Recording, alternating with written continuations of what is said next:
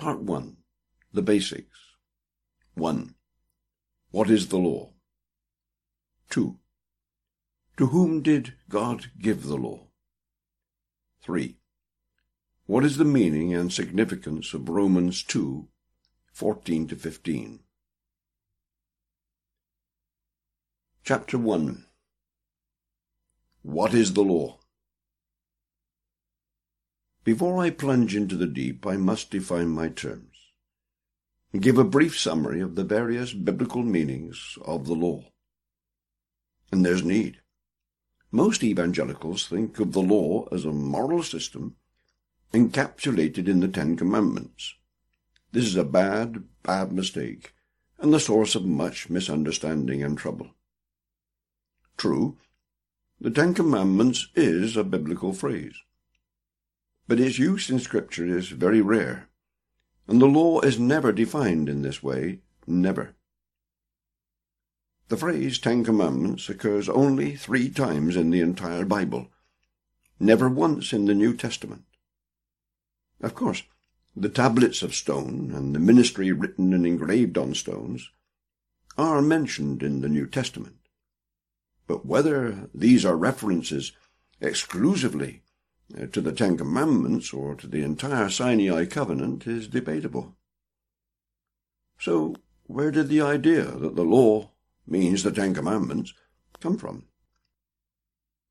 It originated with Thomas Aquinas in the 13th century, was developed by the Reformers, and reached its zenith in the following 100 years under the Puritans. It's still with us, and it confuses, and worse than confuses, the debate right at the start. How does the Bible speak of the law? The 2 main words are Torah, instruction, in the Old Testament, and nomos in the New. Sometimes the law refers to the entire Scriptures, sometimes the Old Testament, sometimes the Pentateuch or Moses' teaching, sometimes the Ten Commandments, but whether just the Ten Commandments is open to question, sometimes a system or universal principle, sometimes the Mosaic covenant, sometimes several of these concepts coalesce. Take Romans 3:19 as a particular example. Now we know that whatever the law says, it says to those who are under the law, that every mouth may be stopped, and all the world may become guilty before God. The context tells us what the law is here. It must refer to more than the Ten Commandments, and more than the Pentateuch.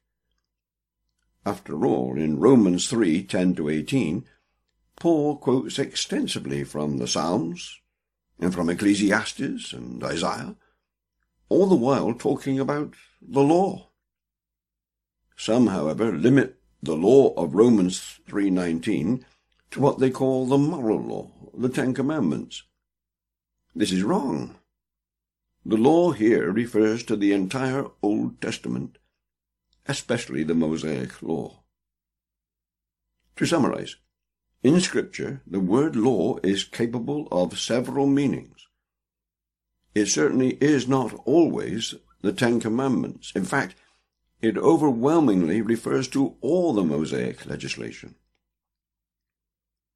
Let me give some evidence for what I say.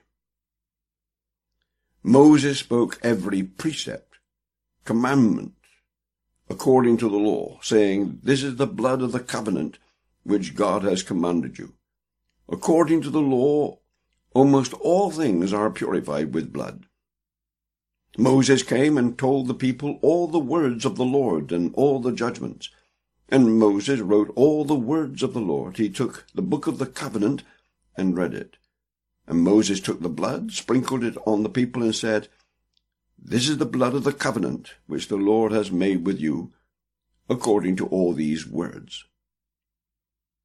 What were these words, these judgments, this covenant, this law? Everything which God made known to the Hebrews leaving Egypt, in the wilderness of Sinai, the covenant, the words of the Lord commanded, the 10 Commandments, the judgments, clearly law, commandments, precepts, statutes, words of the Lord, judgments, and covenant are all encompassed in the one word, law. Indeed, law includes virtually everything from Exodus 12 to the end of Deuteronomy, the renewal of the law in Moab, including Leviticus and Numbers. In particular, when Paul spoke of the law, he almost always meant the Jewish law, the law of God given to Israel through Moses as recorded in the first 5 books of the Bible. There's another point. Paul frequently used the word law without the definite article, a fact which many readers of the English New Testament may not be aware of, since the translators have often introduced the definite article to make the text read, the law, instead of what Paul actually wrote, that is, law. But the lack of the article, contrary to how it might seem, is Paul's way of stressing his concept of law, not the opposite.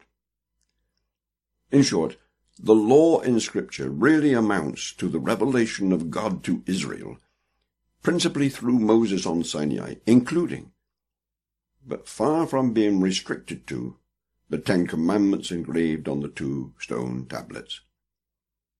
And this is the overriding meaning I will attach to the law. With this in mind, I now turn to a more detailed examination of the Scriptures. I will show, first of all, that not only was the law given to the Jews, it was given only to them, and to them only.